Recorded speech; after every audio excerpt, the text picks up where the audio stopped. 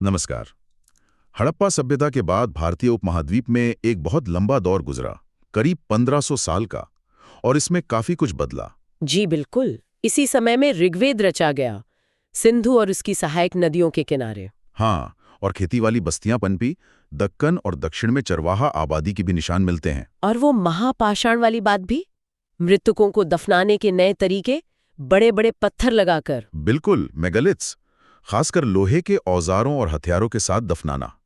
लेकिन फिर लगभग 6ठी शताब्दी ईसा पूर्व के आसपास कुछ और दिलचस्प रुझान दिखे। हाँ, मतलब शुरुआती राज्य बनने लगे, फिर बड़े साम्राज्य और शहरों का उदय हुआ। सही। और इन राजनीतिक बदलावों के साथ साथ खेती के तरीके भी बदले, नए शहर बसे। तो आज हम इसी दौर में थोड़ा गहराई से उतरेंगे। शुरुआती राज्य, अर्थव्यवस्थाएं, राजा, किसान, शहर, लगभग 600 ईसा पूर्व से 600 ईस्वी तक का समय। जी। और हमारी ये पड़ताल आधारित होगी उस जमाने के बचे हुए सुरागों पर, जैसे पत्थर या तांबे पर खुदे लेख, जिन्हें अभिलेख कहते हैं। पुरानी किताबें भी हैं, ग्रंथ, सिक्के हैं। हाँ, और मूर्तियां या दूसरी मिली हुई चीजें। हम देखेंगे कि इतिहासकार इन सब चीजों से उस दौर की कहानी कैसे बनाते हैं। हमारा मकसद है इन स्रोतों से जरूरी जानकारी निकालना, समझना कि तब सियासत, अर्थव्यवस्था, समाज, ये सब कैसे बदल रहे थे। मगध और मौर्य जैसे साम्राज्यों का उदय कैसे हुआ, ये भी देखेंगे। बिल्कुल, और ये भी कि इतिहासकार इस पूरी पहेली को जोड़ते कैसे हैं। तो चलिए शुरू करते हैं। हाँ, लेकिन एक बात शुरू में ही साफ कर देना जरूरी है। ये जो स्रोत है ना, ये हमें पूरी कहानी नहीं बताते। अच्छा, मतलब अक्सर इनमें शासकों का या कह लीजिए अमीरों का नजरिया ज्यादा होता है, आम लोगों की बात कम मिलती है। सही कहा। तो हमें इन्हें थोड़ा आलोचनात्मक नजरिए से देखना होगा, समझने की कोशिश करनी होगी कि अलग अलग समूह कैसे रहते थे, उनके अनुभव क्या थे। ये थोड़ा पेचीदा काम है, पर दिलचस्प बहुत है। बिल्कुल। तो शुरुआत करते हैं कि इन पुरानी लिखावटों को, लिपियों को पढ़ा कैसे गया। 1830 का दशक एक बड़ा मोड़ था। हाँ, जेम्स प्रिंसेप। जी, ईस्ट इंडिया कंपनी के टकसाल अधिकारी। उन्होंने कमाल का काम किया, ब्राह्मणी और खरोष्टी लिपियों को पढ़ लिया, जो उस जमाने के अभिलेखों और सिक्कों पर इस्तेमाल होती थी। हाँ, और प्रिंसिप ने देखा कि ज्यादातर लेखों में प्रियदर्शी नाम के राजा का जिक्र है, मतलब देखने में सुंदर। और कुछ में अशोक का नाम भी मिला, वही अशोक जो बौद्ध ग्रंथों से जाने जाते हैं। जी। और ये खोज वाकई बहुत अहम थी। इसने भारत के शुरुआती राजनीतिक इतिहास को समझने का एक नया रास्ता खोल दिया। फिर तो विद्वान लग गए होंगे काम पर। बिल्कुल। यूरोप और भारत के विद्वानों ने अलग अलग भाषाओं के अभिलेखों और ग्रंथों को मिलाकर बड़े राजवंशों की वंशावली तैयार करना शुरू कर दिया। कौन राजा कब हुआ, ये सब। और ये जो अभिलेखों का अध्ययन है ना, पुरालेख विद्या या एपिग्राफी, ये बहुत काम की चीज है। सोचिए, पत्थर, धातु, मिट्टी जैसी सख्त चीजों पर लिखी बातें हजारों साल तक टिक सकती हैं। हाँ, जैसे राजाओं की जीत की कहानियां या दान वगैरह का ब्यौरा, एक तरह से पक्के रिकॉर्ड। सही कहा, बिल्कुल पक्के रिकॉर्ड। अच्छा, अब आते हैं महाजनपदों पर। 6ठी शताब्दी ईसा पूर्व का समय, कहते हैं ये एक बड़ा मोड़ था भारतीय इतिहास में। हाँ, बिल्कुल। इसी दौर में शुरुआती राज्य बने, शहर बसे, लोहे का इस्तेमाल बढ़ा, सिक्के चलने लगे और बौद्ध, जैन जैसे नए विचार भी उभरे। जी, पुरानी बौद्ध और जैन किताबों में 16 राज्यों का जिक्र है, महाजनपद। हाँ, वज्जी, मगध, कौशल, कुरु, पांचाल, गांधार, अवंती, ये नाम बार बार आते हैं। लगता है ये उस समय के सबसे अहम जनपद थे। दिलचस्प बात यह है कि ज्यादातर महाजनपदों में तो राजा का राज था, लेकिन कुछ अलग थे जिन्हें गण या संघ कहते थे। गण या संघ, वो कैसे थे? वो एक तरह से कुलीन तंत्र थे, ओलिगार्कीज, मतलब किसी एक राजा का नहीं, बल्कि कई लोगों के समूह का शासन होता था, और उन सबको मिलाकर ही राजा कह देते थे। अच्छा। भगवान महावीर और बुद्ध दोनों ऐसे ही गणों से थे। ये तो बड़ी दिलचस्प बात है। और हर महाजनपद की अपनी राजधानी होती थी, किलेबंद। हाँ, अक्सर किलेबंद होती थी। अब जाहिर है, इन शहरों को, सेनाओं को सरकारी कामकाज को चलाने के लिए संसाधन चाहिए थे, पैसा चाहिए था। तो वो कहाँ से आता था? तो करीब 6ठी सदी ईसा पूर्व से ही ब्राह्मणों ने संस्कृत में धर्म सूत्र जैसे ग्रंथ लिखने शुरू किए। इनमें राजाओं के लिए नियम बताए गए, जैसे कि राजा कैसा हो, आदर्श रूप से क्षत्रिय, उसे किसानों, व्यापारियों, कारीगरों से टैक्स या भेंट कैसे लेनी चाहिए, यहाँ तक कि पड़ोसी राज्यों पर हमला करके धन लूटना भी जायज माना जाता था। अरे! धीरे धीरे कुछ राज्यों ने अपनी स्थायी सेनाएं और अधिकारी भी रखने शुरू कर दिए। तो इन 16 में से मगध सबसे ताकतवर बनकर उभरा, आज का बिहार। हाँ, 6ठी से 4ठी शताब्दी ईसा पूर्व के बीच इसकी कई वजहें थीं। जैसे कि एक तो वहाँ खेती बहुत अच्छी होती थी, जमीन उपजाऊ थी। और लोहे की खदानें भी पास थीं झारखंड में। जी हाँ, तो औजार और हथियार बनाना आसान था। फिर वहाँ के जंगलों में हाथी बहुत मिलते थे जो सेना के लिए जरूरी थे। और गंगा और उसकी सहायक नदियां, उनसे आना जाना, व्यापार आसान था। बिल्कुल, सस्ता और सुविधाजनक साधन। लेकिन उस जमाने के बौद्ध और जैन लेखक जो हैं, वो इसका श्रेय कुछ खास राजाओं और उनके मंत्रियों को भी देते हैं। किन राजाओं को? बिंबिसार, अजातशत्रु, महापद्मनंद। ये बड़े ही महत्वाकांक्षी और कह सकते हैं थोड़े निर्मम राजा थे, और उनके मंत्री भी बड़े कुशल थे। और राजधानी पहले राजगृह थी। हाँ, राजगृह मतलब राजा का घर, पहाड़ियों के बीच बसा एक किलेबंद शहर। बाद में 4ठी सदी ईसा पूर्व में राजधानी पाटलिपुत्र ले जाई गई, आज का पटना, जो गंगा किनारे थी, व्यापार के रास्ते पर। बिल्कुल, बहुत अहम जगह। और मगध का यही विकास आगे चलकर मौर्य साम्राज्य बना। सही, चंद्रगुप्त मौर्य ने नींव रखी करीब 321 ईसा पूर्व में, और साम्राज्य को उत्तर पश्चिम में अफगानिस्तान और बलूचिस्तान तक फैला दिया। जी, और उनके पोते अशोक, जो शायद प्राचीन भारत के सबसे मशहूर शासक हुए, उन्होंने कलिंग को जीता, आज का तटीय ओडिशा। हाँ, अब मौर्य साम्राज्य के बारे में जानने के लिए हमारे पास कई तरह के स्रोत हैं। क्या क्या है? खुदाई में मिली चीजें हैं, खासकर मूर्तियां। फिर उस जमाने की लिखी बातें, जैसे मेगस्थनीज का विवरण। वो यूनानी राजदूत जो चंद्रगुप्त मौर्य के दरबार में था। हाँ, वही। हालांकि उसकी पूरी किताब नहीं मिलती, बस टुकड़े ही बचे हैं। फिर अर्थशास्त्र है, जिसके कुछ हिस्से कौटिल्य या चाणक्य ने लिखे माने जाते हैं। और बाद की बौद्ध, जैन, पौराणिक कथाओं और संस्कृत साहित्य में भी मौर्यों का जिक्र आता है। लेकिन सबसे कीमती स्रोत माने जाते हैं अशोक के अभिलेख, जो चट्टानों और खंभों पर मिले हैं। बिल्कुल, करीब 272, 268 से 231 ईसा पूर्व के। और अशोक पहला ऐसा राजा था जिसने अपने संदेश पत्थर पर खुदवाए, चट्टानों पर पॉलिश किए हुए खंभों पर। जी, और उसने इन लेखों का इस्तेमाल धम्म का प्रचार करने के लिए किया। ये धम्म क्या था असल में? कोई नया धर्म? नहीं, धर्म से ज्यादा ये एक नैतिक संहिता थी। इसमें बड़ों का आदर करना, ब्राह्मणों और सन्यासियों को दान देना, हाँ, गुलामों और नौकरों से नरमी से पेश आना, और सबसे अहम, दूसरे धर्मों और परंपराओं का भी सम्मान करना, ये सब शामिल था। और साम्राज्य के 5 बड़े केंद्र थे। हाँ, राजधानी पाटलिपुत्र और 4 प्रांतीय केंद्र, तक्षशिला, उज्जैनी, तोसली और सुवर्णगिरी। इन सब का जिक्र अशोक के लेखों में मिलता है। और मजे की बात यह है कि अशोक के संदेश लगभग एक जैसे ही पूरे साम्राज्य में मिले हैं, पाकिस्तान से लेकर आंध्र, उड़ीसा, उत्तराखंड तक। हाँ, ये दिलचस्प है। लेकिन सोचिए, क्या इतने बड़े और विविध साम्राज्य में अफगानिस्तान के पहाड़ों से लेकर उड़ीसा के तट तक एक ही जैसा प्रशासन चलाना मुमकिन था? मुश्किल लगता है। अब इतिहासकार भी यही मानते हैं कि शायद ऐसा नहीं था।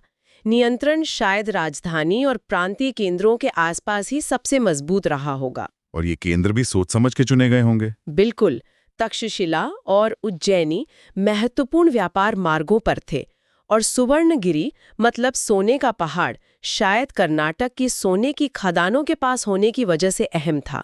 जाहिर है, इतने बड़े साम्राज्य को चलाने के लिए आना जाना, संचार बहुत जरूरी रहा होगा। हाँ, जमीन और नदी दोनों रास्ते अहम थे, और यात्रा में हफ्तों या महीने लगते थे। तो रास्ते में सुरक्षा और खाने पीने का इंतजाम भी करना पड़ता होगा, सेना की जरूरत पड़ती होगी। बिल्कुल, मेगस्थनीज ने सेना के कामकाज को संभालने के लिए एक समिति और उसकी 6 उप समितियों का जिक्र किया है, जो नौसेना, परिवहन, पैदल सैनिक, घोड़े, रथ, हाथी सबका ध्यान रखती थीं। और अशोक ने धम्म महामत नाम के खास अफसर भी रखे थे, धम्म का प्रचार करने के लिए। जी हाँ, धम्म का संदेश फैलाने के लिए। देखिए, जब 19वीं 20वीं सदी में भारत का इतिहास लिखा जा रहा था, तब भारत पर अंग्रेजों का राज था। हाँ। तो उस समय मौर्य साम्राज्य जैसी प्राचीन और विशाल चीज का मिलना इतिहासकारों के लिए और राष्ट्रवादियों के लिए भी एक बड़ी बात रही होगी, एक गर्व का एहसास। बिल्कुल।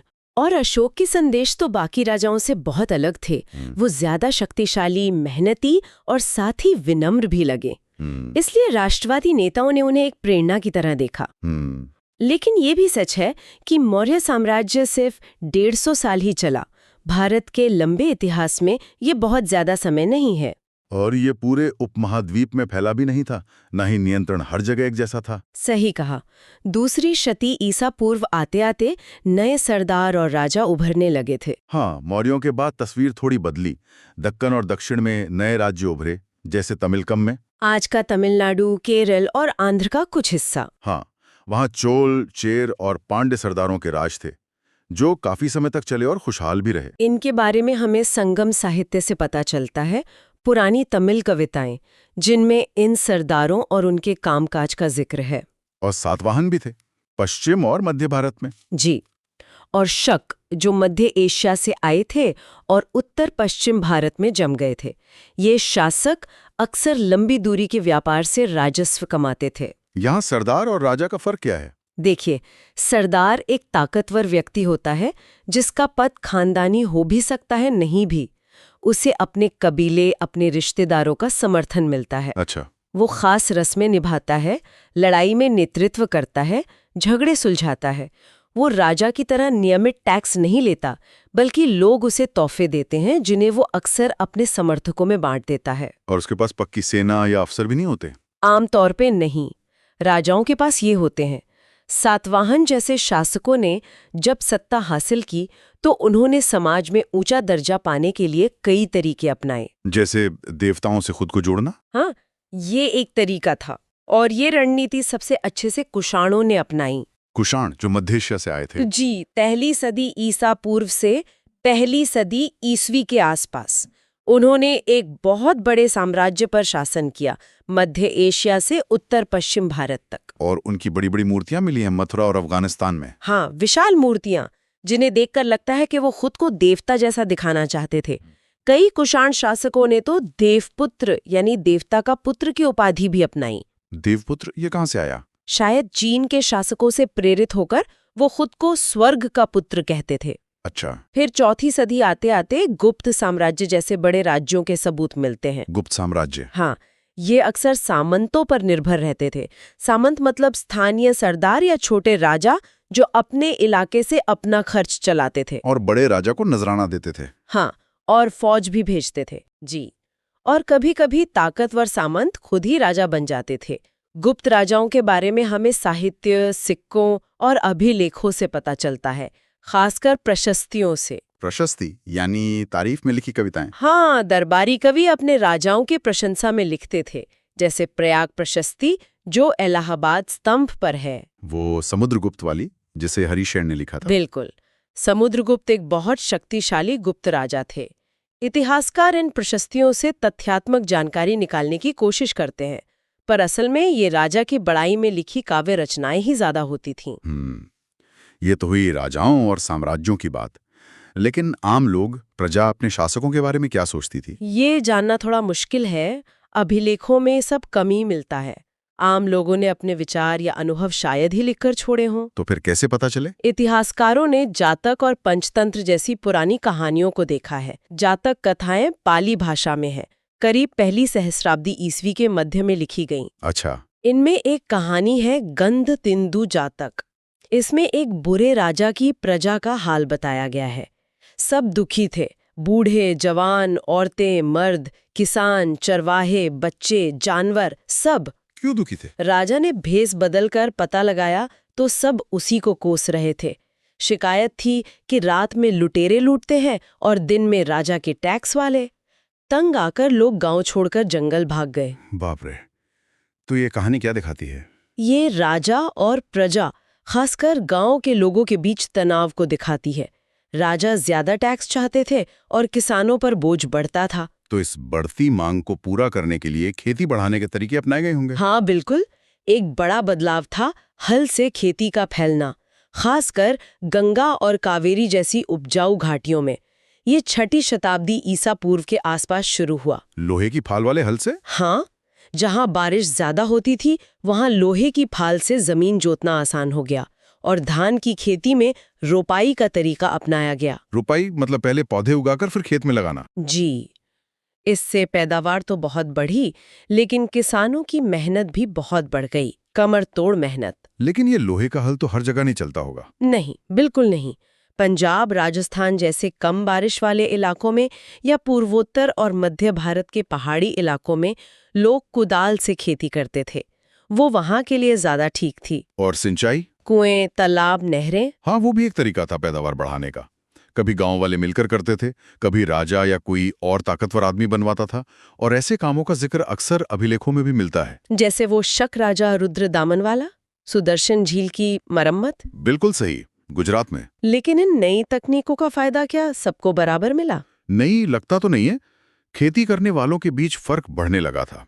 बौद्ध कहानियों में जमीनहीन खेतीहर मजदूरों का जिक्र है, छोटे किसानों का और बड़े जमींदारों का भी, जिन्हें गहपति कहा गया है। गहपति, हाँ, घर का मुखिया जो जमीन जायदाद का मालिक होता था और जिसके नीचे घर के बाकी लोग, गुलाम, नौकर सब काम करते थे। और दक्षिण में संगम साहित्य में वहां भी अलग अलग श्रेणियों का जिक्र है। बड़े जमींदार, वेल्लालर, हल चलाने वाले, उझावर और गुलाम अदीमई। तो ये फर्क क्यों था? लगता है ये जमीन, मेहनत और नई तकनीक तक किसकी कितनी पहुंच है, इस पर निर्भर करता था। जमीन पर किसका हक हो, ये एक बड़ा सवाल बन गया होगा। मनुस्मृति जैसे ग्रंथों में भी इसकी चर्चा है। और जमीन दान देने की प्रथा भी थी। हाँ, शुरुआती सदियों से ही इसके सबूत मिलते हैं। अक्सर पत्थर या तांबे की प्लेटों पर अभिलेख मिलते हैं। ये दान किसे दिए जाते थे? ज्यादातर धार्मिक संस्थाओं को या ब्राह्मणों को। इन्हें अग्रहार अनुदान कहते थे। दान पाने वाले को अक्सर टैक्स नहीं देना पड़ता था, बल्कि उसे स्थानीय लोगों से टैक्स वसूलने का हक मिल जाता था। प्रभावती गुप्त का भी उदाहरण है, चंद्रगुप्त द्वितीय की बेटी। हाँ, वो एक दिलचस्प मामला है। वो रानी थीं, वाकाटक परिवार में ब्याही थीं और उन्होंने जमीन दान दी, जबकि उस जमाने के संस्कृत कानूनी ग्रंथ औरतों को जमीन पर स्वतंत्र अधिकार नहीं देते थे। तो इसका क्या मतलब निकालें? नियम सब पर लागू नहीं होते थे या रानियों के लिए छूट थी? हाँ, ये दिखाता है कि शायद नियम सख्ती से लागू नहीं होते थे या फिर शाही परिवार की औरतों के लिए अपवाद थे। इतिहासकार इस पर भी बहस करते हैं कि ये जमीन दान क्यों दिए जाते थे। हाँ, कुछ मानते हैं कि ये राजाओं की तरफ से नए इलाकों में खेती फैलाने की रणनीति थी, और कुछ मानते हैं कि ये कमजोर होती राजनीतिक शक्ति का संकेत था। जी, कि राजा सामंतों पर नियंत्रण खो रहे थे तो जमीन देकर उन्हें अपना सहयोगी बना रहे थे। ये भी हो सकता है कि राजा खुद को बहुत शक्तिशाली इसलिए दिखा रहे थे क्योंकि असल में उनका नियंत्रण कम हो रहा था। इन दानों से हमें किसानों और राज के रिश्तों की कुछ झलक मिलती है, पर चरवाहों, मछुआरों, जंगल में रहने वाले समूहों के बारे में बहुत कम पता चलता है। उन्होंने अपने बारे में ज्यादा लिखा नहीं।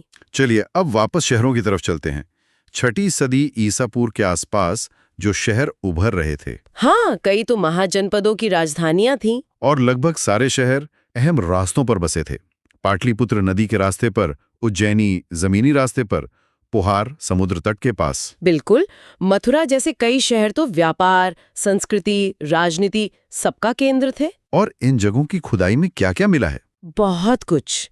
बहुत बढ़िया किस्म के मिट्टी के बर्तन मिले हैं, खासकर वो चमकदार काले वाले NBPW। उत्तरी कृष्ण मार्जित मृद भांड शायद अमीर लोग इस्तेमाल करते होंगे। हाँ, लगता तो यही है। साथ ही गहने, औजार, हथियार, बर्तन, मूर्तियां, सोने, चांदी, तांबे, कांसे, हाथी दांत, कांच, सीप, पकी मिट्टी सबसे बनी हुई। ये सब शहरी जीवन और दस्तकारी की कहानी कहते हैं। दान देते थे तो उसका रिकॉर्ड रखते थे।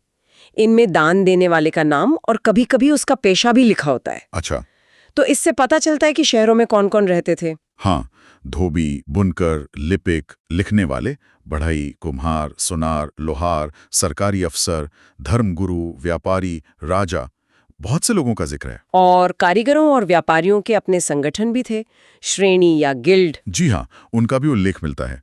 लगता है ये श्रेणियां कच्चा माल खरीदती थीं, उत्पादन को नियंत्रित करती थीं और तैयार माल बेचती थीं। और शहर के अमीर लोगों की मांग पूरी करने के लिए कारीगर कई तरह के औजारों का इस्तेमाल करते हुए, लोहे के। हाँ, बिल्कुल, लोहे के औजारों का इस्तेमाल तो बढ़ ही रहा था। 6ठी शती ईसा पूर्व से ही व्यापार के रास्ते भी काफी फैल गए थे, जमीन और नदी दोनों। हाँ, पूरे उपमहाद्वीप में और बाहर भी, मध्य एशिया तक और समुद्र के पार भी। समुद्र पार कहाँ तक? तट पर बसे बंदरगाहों से जहाज अरब सागर पार करके पूर्वी और उत्तरी अफ्रीका, पश्चिम एशिया तक जाते थे।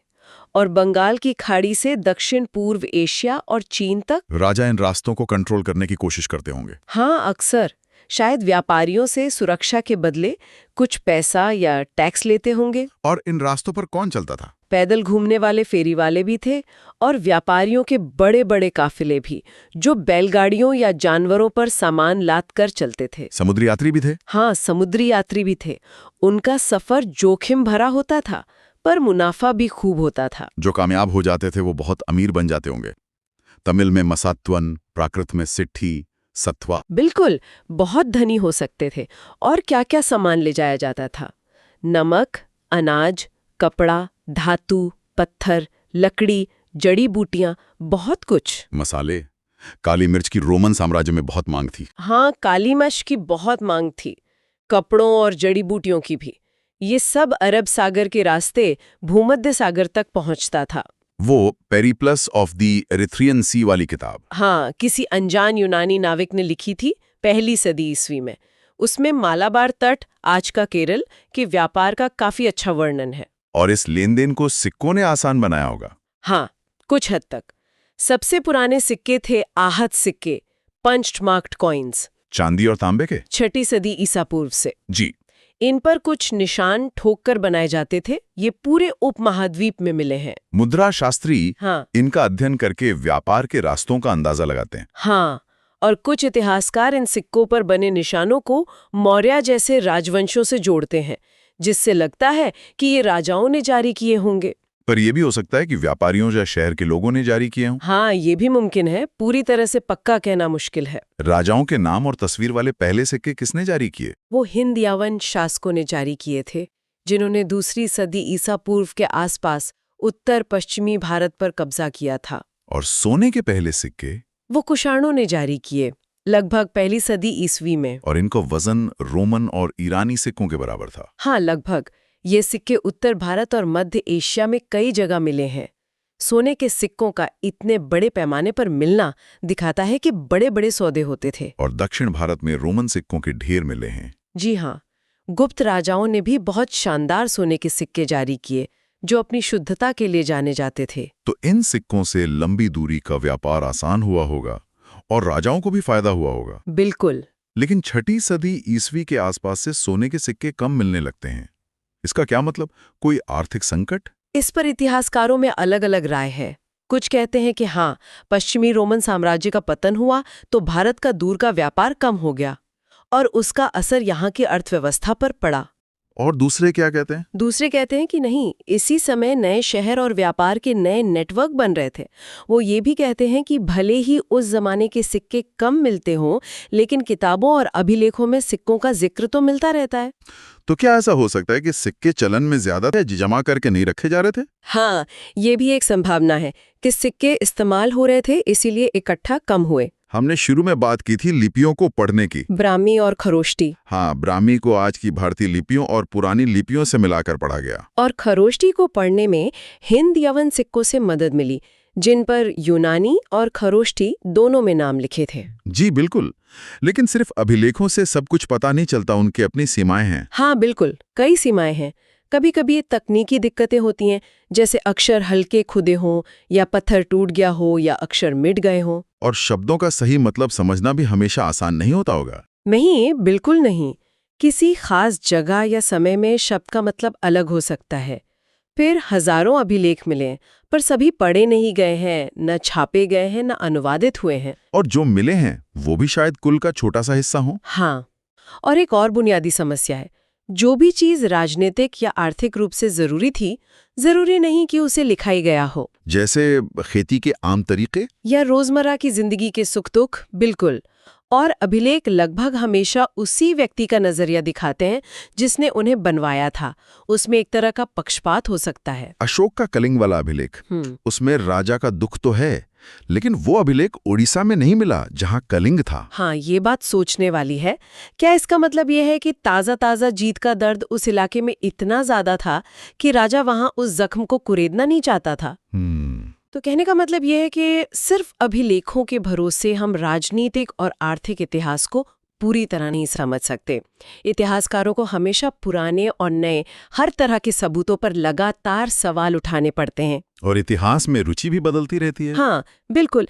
पहले ज्यादा ध्यान राजाओं और राजवंशों पर था, अब आर्थिक बदलाव, सामाजिक समूह, हाशिए पर रहे लोग, इन सबके इतिहास में ज्यादा रुचि ली जा रही है। तो शायद पुराने स्रोतों को भी नए नजरिए से देखा जाएगा। जी, और समझने के नए तरीके निकलेंगे। तो आज की इस चर्चा में हमने काफी लंबा सफर तय किया, पुरानी लिपियों को पढ़ने से लेकर बड़े बड़े साम्राज्यों, महाजनपद, मौर्य, कुषाण, गुप्त के बनने बिखरने तक। हाँ, हमने देखा कि कैसे गांवों का जीवन बदला, व्यापार कितना फैला हुआ था, और सिक्के और अभिलेख जैसे स्रोत कितने अहम हैं, पर उनकी सीमाएं भी हैं। और हमने ये भी समझा कि इतिहासकार कैसे अलग अलग सबूतों के टुकड़ों को जोड़कर अतीत की एक तस्वीर बनाने की कोशिश करते हैं, और ये तस्वीर हमेशा एक जैसी नहीं रहती।